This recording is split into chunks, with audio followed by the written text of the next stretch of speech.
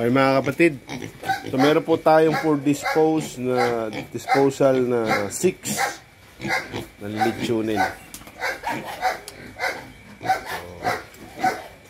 Next week po maglilechon tayo para kay Mayor. Pwede na tong isa.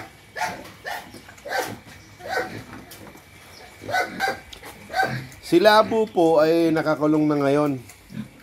Hey!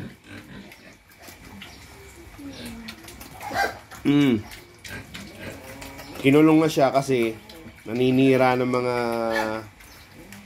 tubo ng tubig. So, inuumbang. So, yan. Nakakulong na muna siya ngayon. And then, ito pong tatlong ito, so ready na siya pa next month. Pakakastaan na rin natin yung tatlong ito. So, tatlong magkakapatid na Quezon Black. So, okay na yung mga katawan nila. Malalaki na. Ang tama ng inahinin. Ano? Gutom na kayo?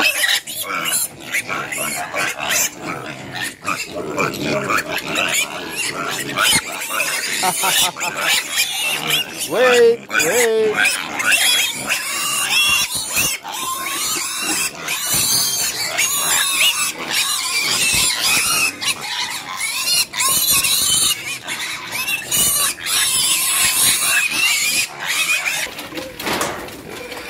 Pumasok ko si tatay.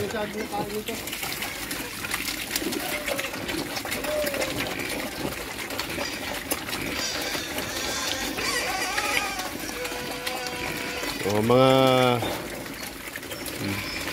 by June pa po mabibenta tong mga to para lilitsunin. Pero kung gusto mo magpalahi, Quezon Black po ito.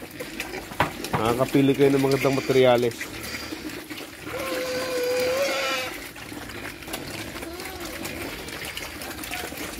So, yung advantage ng native, matibay sa sakit. Kaya lang, talagang medyo mabagal lumaki. Hindi ganun kamahalan ng presyo. But kung marami naman, ganoon lang tayo babawi.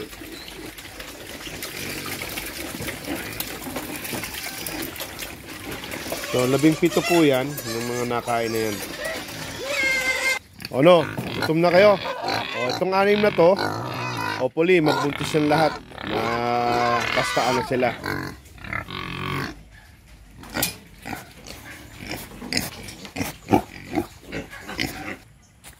So, ito na yung ating pangarga. Uwi na tayo ng Bacoor.